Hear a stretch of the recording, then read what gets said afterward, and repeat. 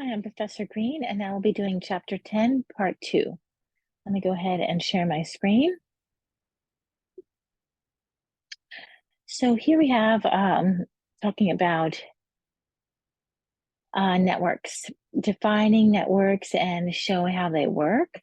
It defines social and professional networks, describe the structural characteristics of networks, and explain the impact of networks on individual and team functioning.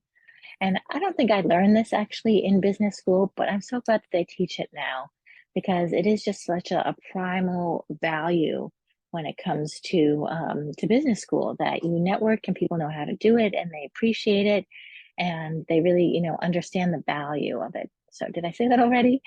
I just feel like, yeah, when I've met people who have not gone to business school, I really feel like they're missing out.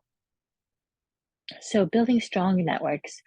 Um, So whether you're raising money for a charity, right, it's not just to get ahead in your career or to make more money, but you can, if you're working for a nonprofit, you're trying to find a new job, you're promoting a project idea with your peers, or planning a multi-study tour of Europe, right? So you want to find out from your friends and colleagues, like where are the best places to go eat in Paris, right? That is networking. And so what are networks? This is also super interesting. um, you know, the science of a network. And so we can, have certain domains, our home network with our family, our school network with our colleagues, our work, co-workers, managers, suppliers, our social, we have friends, and then, professional overall, throughout our whole career, and not just at the work that we're at the moment. And so, how do networks work? Here are some key terms. So a dyad is the connection or tie between two people within a network, a triad with three networks. And we'll talk a lot about that, how each person has a relationship with each other person, and maybe two people have a similar relationship to that one person, and how that can be strengthen the ties between those three people. A clique is three or more actors, and we consider that sometimes a bad thing, having a clique, but it's not. It's not always a bad thing, right? A group of people. Actors are individuals who form these social relationships to each other, and ties are the connections between the individuals. And so, how do networks work? And I think this has become really relevant now after social media. As I said, I don't think I studied this in business school 20 years ago, but now with Facebook and Instagram and friends, that people have really spent time researching how do these social networks come together. So here they have, actors and connections between the ties, right? The actors are Rika, Chris, Steph, etc. And these lines are all the ties.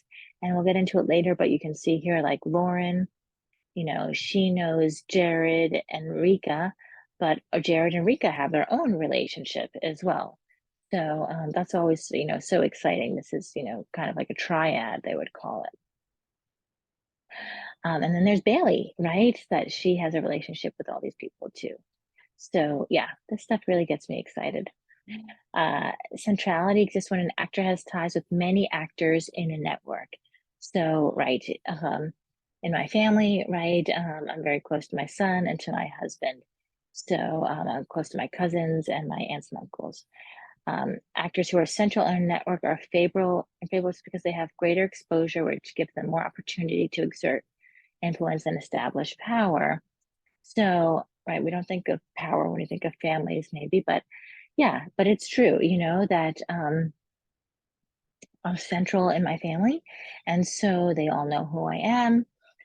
We all do things together on a regular basis. When I have something to say or do, then they are kind of all affected by this and also affected potentially by my influence and my power as well. And so I also think of this as, when I was in New York City, I was the New York chapter for my business school for Thunderbird. And so I was the chapter leader there. But then I was also part of the MBA club in New York. So all the different business schools that were represented there, Columbia, NYU, right, Wharton, etc. And I became a leader in that organization. So that was another network. Then I worked. So part of the deal, I guess you didn't have to work, but we went to business schools. Most of us worked. Then I had my network within Citigroup, and I had Thunderbirds that, worked at Citi, and then who were also part of the T-Bird Alumni Association. Then there were current students at Thunderbird that I was connecting with, and also other chapter leaders. I had to go back to Phoenix and connect with them. So, right. So I was, in all these different networks, based on the idea that I was chapter president. And so chapter density indicates the extent to which all other actors in the networks are connected to each other. And so, right, this is, right, if all the actors are connected to all other, right, then you meet a maximum. And the example that they give in the book, which I think is relevant, which it doesn't happen very often, but I guess in like a smaller organization, it could work, but like a sorority, right? In a sorority, in theory, all the sisters know each other and they're all connected to each other. But a sparsely knit network is in which most actors are not directly tied to each other. And this is actually, I think, more realistic that, when I got married, I realized that, oh my gosh, like I have, two friends from high school that I'm friendly with, two friends from college, two friends from grad school. They were my bridal party, but they all didn't know each other, kind of funky how that works. But yeah. And so with the greater density, right, there's a greater opportunity to share information that is appropriate for all of the network. And, I find that for me, I post more often on LinkedIn because I know that my LinkedIn followers are all work related. And so I feel like then I will post work related stuff. I have followers on Instagram and Facebook, it's more friends, but Instagram, it's a whole mix of work related people, friends, colleagues, etc. So I feel like I never really know exactly how to post on Instagram. But the book is saying, be careful how you post, right? Because if you're posting something personal about your life, be careful because, right, there'll be colleagues probably, or even your boss who's watching you on those networks. So here's some more cute terms about networks. Ties among different actors differ in strength in terms of strength, familiarity, or closeness. Like the strength is the closeness or emotional intensity of the relationship. Instrumental ties are also known as professional ties, right? So the exchange and cooperation for the achievement of some goal or for a particular purpose. Expressive ties are friendship, kinship, and social support. So, right, work-related versus social. And then similarian ties are concerned not only with the strength of a relationship between two actors, but with the number of strong ties within a subgroup of the network. And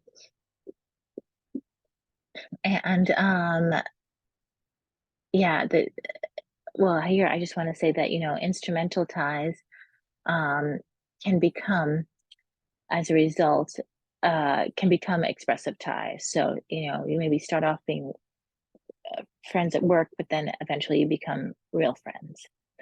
And so the similarian ties, can be a clique as well. So, that right now I'm working on my relationship with my cousin, who I've always been in a good relationship with her, but I can see that as our parents get older, because she's an only child and I'm an only child, and her mom and my dad live somewhat close to each other. So we will need to continue to work together in the next couple of years as they get older. And so it's a subgroup and creating a stronger tie between all of us, and maybe even between me and my aunt as well. And so the last slide for this chapter is hemophily.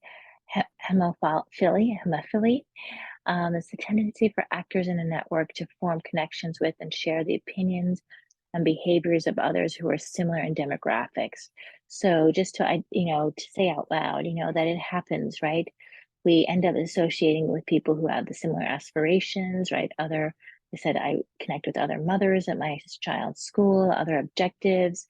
I connect with other professors, either at LMU or UCLA or wherever it might be, other dreams, right? I connect online with a lot of people who have spouses who have cancer.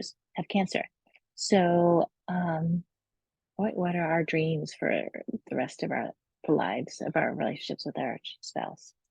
And personality, values, church, religion, etc. So, and these, it just happens kind of naturally that we create these kind of subgroups. So I hope that was helpful to define networks. Thank you for joining me for chapter 10, and I will see you in a minute for chapter 11.